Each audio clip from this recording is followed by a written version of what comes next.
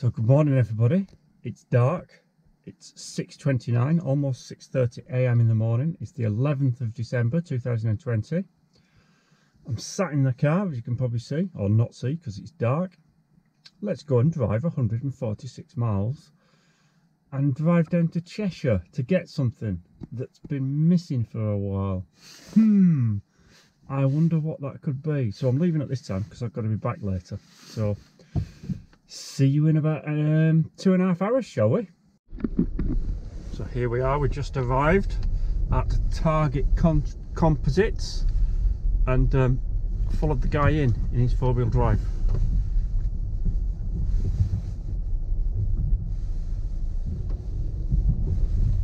Horrible weather on the way down. So there we are, that's where we are.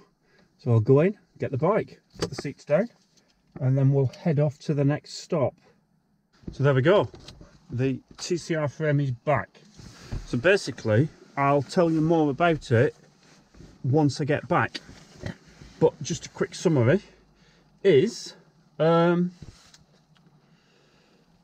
had a second opinion scan done on it, which I'll tell you about, as I say, and then I had one bit of paint work done on it, so I've just come and picked it up for that. Next stop is Merlin Cycles, because I've bought a new rear light from them and a new 10-speed chain, so we're going to pick that up on the way back. So see you at Merlin Cycles. And here we are at Merlin, so let's go and find where they'll get me click and collect from, because the shop's not open at the minute. There we go. So in the bag we've got a new KMC 10-speed chain, spur, and then a replacement rear light. So I've got a cat eye battery light, AAA's, two AAA's. So it's the TL-LD610-R, and I need that for tomorrow, so that's why I've come and collected it rather than risking having it posted, because with post at the minute it might not have arrived till Monday, and I was sort of passing. So let's get back on the road and get back. So as you can see, back from my road trip, so that was 5 hours of driving to get back. So I set off at half 6 this morning, got back at midday, got back at 12. So basically I stripped all the TCR Advanced Pro down, everything out of it apart from the bottom bracket, took the frame and forks down, left it with them for a scan, an independent scan to the other company, carbonbikerepair.co.uk was it, because I didn't trust them. So he scanned the frame, he scanned the fork, he scanned the sealer tube, scanned everything. Frame's absolutely fine. There was just a couple of areas on it where there was obviously paint chip and stuff. One of them was where I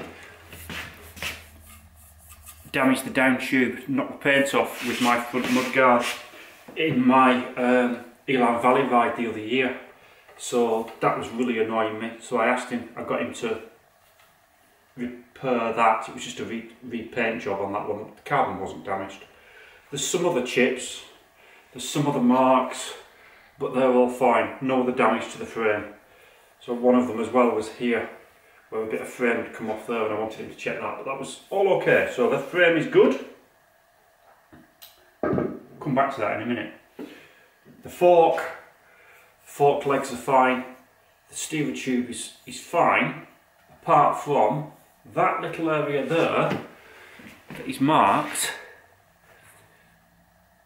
There is a tiny little bit of delamination. Tiny little bit of delamination. Now I've talked to Jason Shepherd about this, and I've talked to Target Composite about this as well. So initially I thought I'd just get a new fork, and I said, right, okay, how much to respray a fork to match? He said, don't do it. He said, because it'll be impossible to get the paint colour the same, because it's a straight line cut. He said, plus that bit of repair there, he'd put in the report that it just needs monitoring. And I said to him, well, what do you mean by monitoring? He said, well, just have the correct steerer bung, which Giant do a good steerer bung, he said, and make sure the bolts are done up to the correct torque. So right, okay. And he said, and I'd ride it. And I said, would you go hammering down Hardknot and off Kirkstone and all that? Would you be happy and confident? He said, yeah, absolutely. He said, even a lot of the new stuff they find minor faults with, and this was just a minor fault. He said, they'd be scrapping so many frames if they had to do everything to aerospace standards, which is how they scan them. But of course then, when they report it, and the outcome isn't the same as aerospace. Aerospace, that would have been scrapped. He said, but it doesn't need to be scrapped, it's perfectly okay. So we've got that back. Now, I also asked him about grease and headset bearings. Does it damage carbon? He said, no, it doesn't. You need to put grease on your headset bearings. He said, they have discovered that there's one type of Shimano grease that will stain the paint. I think he said it's a fluorescent. Did he say it was an orange or yellow? I've forgotten now, but anyway, my grease isn't orange or yellow, but it's a Shimano grease that will stain the paintwork. So that's that. So at some point I'm going to rebuild that. And then it was just a 10-speed chain that I picked up for stock, and then this cat eye light for tomorrow, because I'll be out on the bike tomorrow. Oh, do you like my Christmas lights on that one? Good, aren't they? Let's have a look at this. So this is the one that the Audax riders use. Cat eye, comes with a pair of batteries. Didn't mean to drop them on the floor. Right, instructions, we don't need those. Let's just get the cardboard off the back. Okay, so it's just a slot down.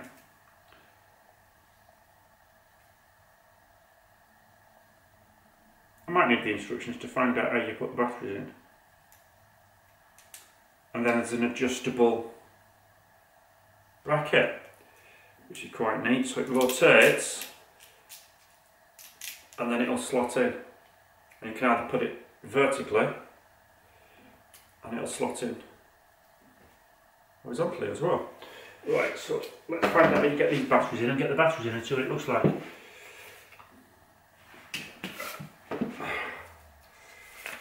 And then I'll be out on bike tomorrow. So the reason I had to come rushing back was because I've got,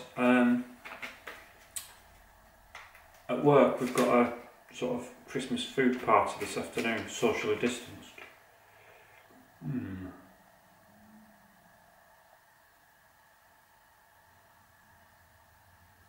Okay, so it looks like you just have to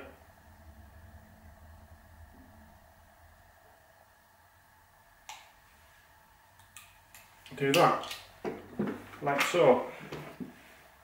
So basically, the little flap there, you just push this bit down and slide it off, and then it'll show you where to put the battery in. So that's quite easy. Right, let's put the batteries in. So yeah, I prefer these because you can carry a spare set of batteries and just swap them on a longer ride quite easily. And then there's a button to turn it on and off there. Alright, so flashing, constant, scrolling faster, flashing again, constant. Hold it to go off. So great, good. And I've got a feeling that the claimed constant is 60 hours flashing and something like 30 constant. Now the claimed time, yeah, 30. There it is, you see. If it'll focus, I hope that's focused. So it says 30 flashing, sorry, 30 constant, 60 flashing. So that's it for today's video. Thanks for watching as always. Please do remember to subscribe if you haven't already, and I shall see you in the next video. Thanks everybody. Bye. Merry Christmas.